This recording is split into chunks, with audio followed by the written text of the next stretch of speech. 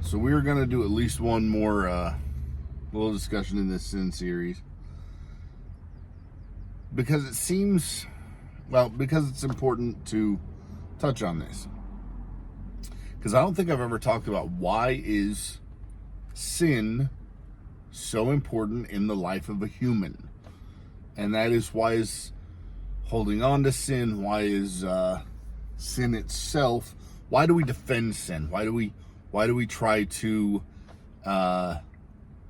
keep sin? Why do we chase after our sin? And just, why is it so important for us to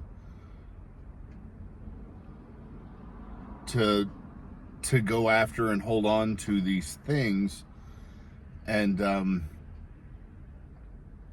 what it really comes down to, you can put so many names to it. There's pleasure and fulfillment, or whatever the case. But really, what I see most, and what I've experienced in my own life, is what we most commonly are looking for in these things, or these combinations of things, or whatever, is identity.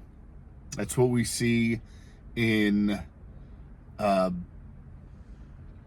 people who throw themselves into their work, and they neglect their families because they're trying to get that next promotion, or that next or to make more money, or to get that next level, so that they can have more things that and they're workaholics, so that they can make the money. Or people who let's just face it, the whole LGBT community is putting their entire identity in this sexual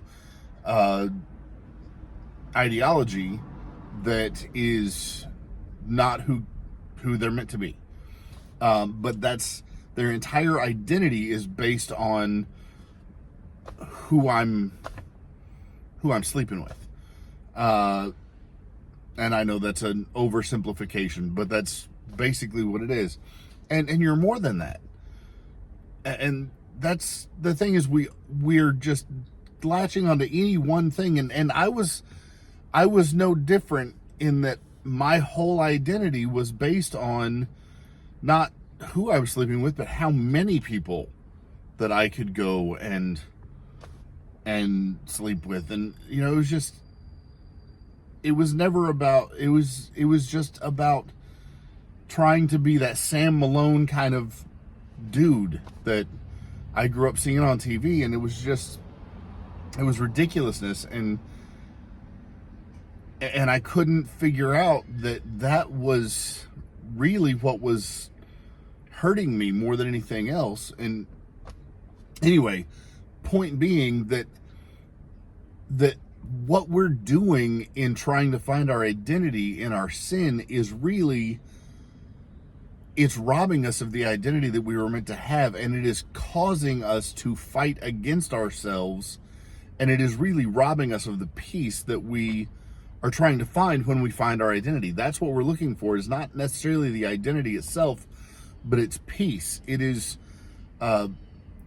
comfort in knowing who we are. That's what knowing who we are brings, is comfort and peace, and that final, okay, that's who I am, that's settled, and now we're okay. That kind of, that settled in peace, purpose.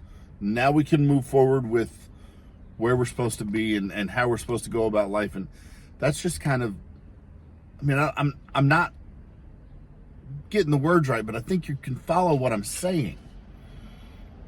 And the thing is, and the stupidity of it, and I say that really from personal experience, is that when you finally actually will get to the point that you can put all that down, and that you can say, you know what, I'm giving up control, and and you can have that experience with Jesus and say, look, all of that I'm trying to build for myself, I'm giving to you.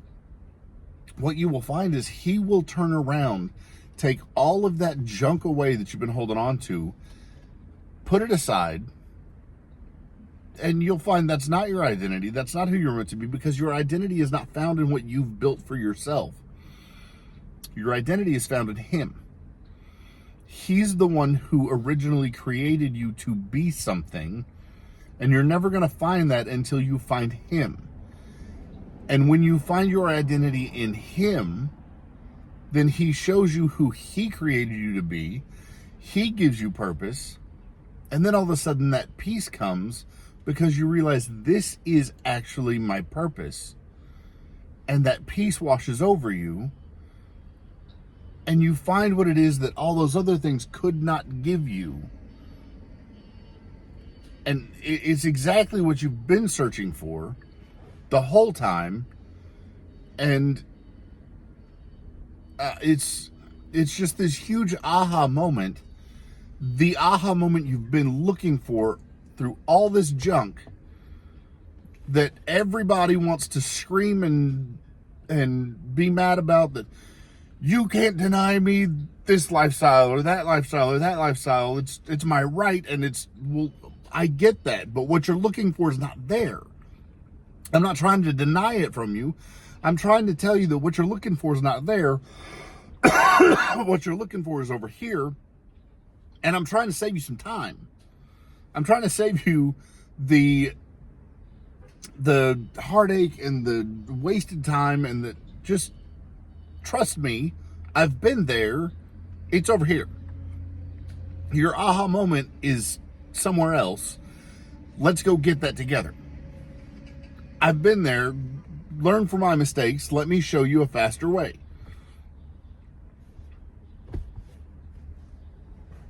Let's learn from each other here a little bit. Worst case scenario, you follow what I'm telling you and you don't find it, and you can go back to your pointless search, right?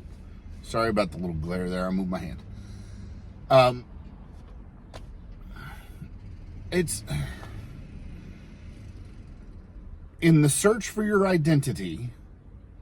If somebody else has already found what you're looking for, you should probably listen to them and give what they have done a chance.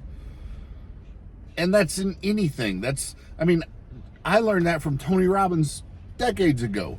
If you want to be a wealthy person, do what wealthy people do.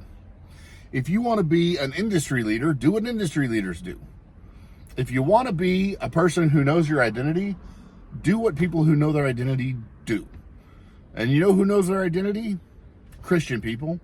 You know who knows their purpose? Christian people. You want to find out what your identity and purpose are? Do what Christian people do.